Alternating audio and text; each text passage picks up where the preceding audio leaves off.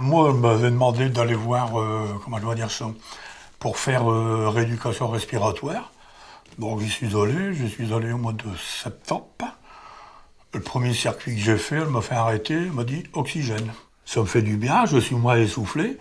S'il faut bien se soigner, on t'a soigné tout de suite. Hein.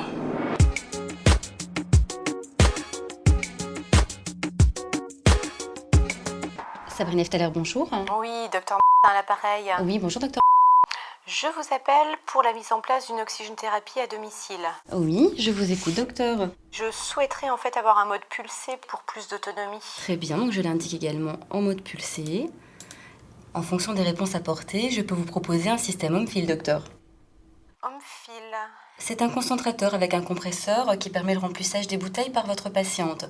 Ça pourra permettre également à votre patiente d'être autonome dans la gestion de ses sorties. Et si vous le souhaitez, nous pouvons passer à votre cabinet avec le système Home-Feel pour que vous puissiez établir une titration.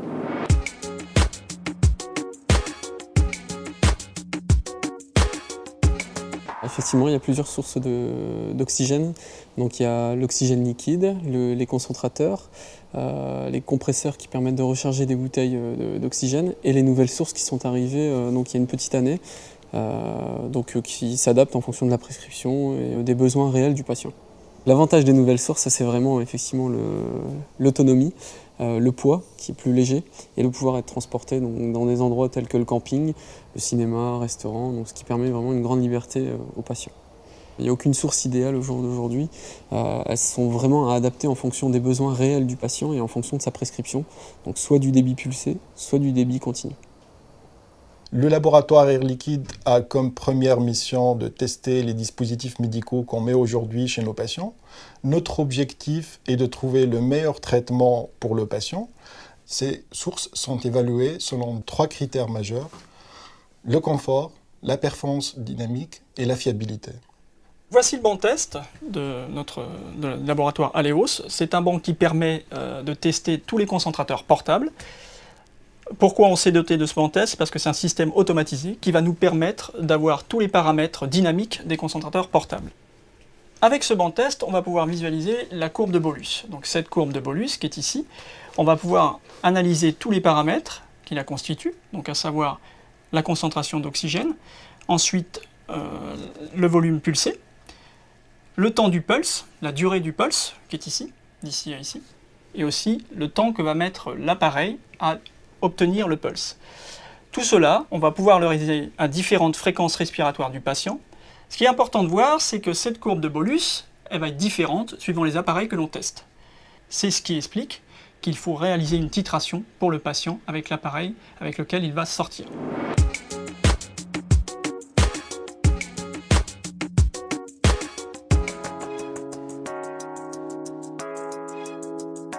Bonjour madame, je suis Virginie, infirmière chez Vitalair. Je voulais juste prendre de vos nouvelles, savoir si ça se passait bien avec le traitement et l'oxygène. Est-ce que je vous dérange? Non, madame. Non? Bon. Alors dites-moi, comment ça va? Ça va beaucoup mieux pour respirer. Vous respirez mieux? Ben oui, ça c'est vrai que c'est le but, hein? Oui, j'en reviens même pas moi-même parce que l'an dernier, je ne pouvais plus rien faire. Les personnes qui viennent livrer, tout ça, ils sont gentils, Bon. il n'y a pas de problème. Bon, eh bien tant mieux. Donc vous vous acclimatez Ah, bien. bien. Bon, et vous avez eu l'oxygène suite à une hospitalisation ou bien une consultation, vous? Une consultation. Bon, vous êtes très peu sans oxygène à ce moment-là, c'est ça? Je fais mes 18 heures. L'important, c'est que vous voyez que vous êtes déjà un peu moins fatigué. Voilà. En fait, l'oxygène va vous aider à mieux récupérer. Vous me disiez, oui, donc que vous mettiez l'oxygène la nuit, et sinon, vous le mettez à quel moment dans la journée, dites-moi? Là, je l'ai gardé, jusque-là, Oui, dans la salle de bain. oui, Je vais le remettre. bien. Et le portable, vous l'utilisez? Je vous dis, là, on a été en visite à l'hôpital pour mon mari. Et je l'ai pris, c'est agréable. C'est bien. Il y a des gens qui vous regardent, mais moi, je m'en moque. Eh bien, vous avez raison. Vous savez, c'est beaucoup plus impressionnant pour les passants de voir quelqu'un qui est essoufflé dans la rue que quelqu'un qui a un portable. Et puis moi, je vous rappellerai fin août pour reprendre de vos nouvelles. D'accord. Allez, à très bientôt, madame. À bientôt. Merci, madame, d'avoir téléphoné. Je vous en prie. Au revoir. Au revoir, madame.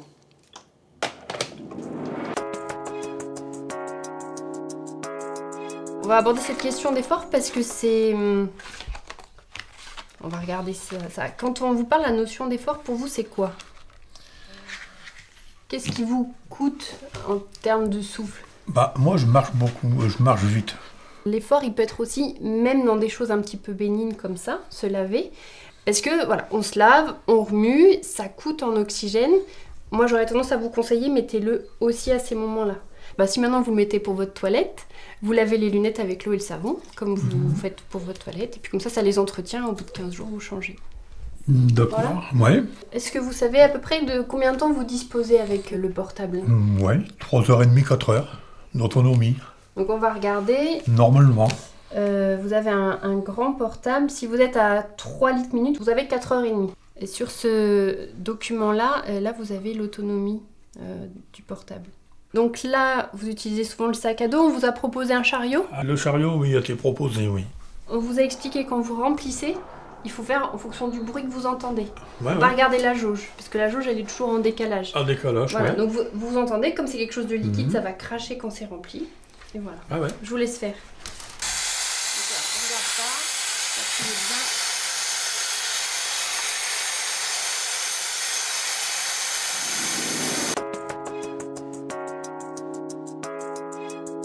Au domicile, en fait, on installe le matériel, donc on forme le patient et à la fois son entourage, donc à une bonne utilisation. Donc on lui remet aussi des documents donc, tels que le manuel patient, le carnet de correspondance, les consignes de sécurité.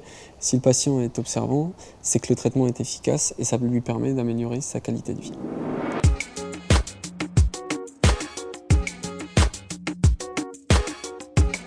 Donc moi j'ai pris note de tout ce qu'on s'est dit ensemble. Hein. Ça me permettra de faire un compte-rendu à votre pneumologue. Parce que ce qui se passe en consultation, c'est pas toujours la même chose que ce qui se passe à la maison. Je le marque aussi dans notre carnet vitalaire parce que ça permet à tous les intervenants qui passent de savoir ce qu'on s'est échangé.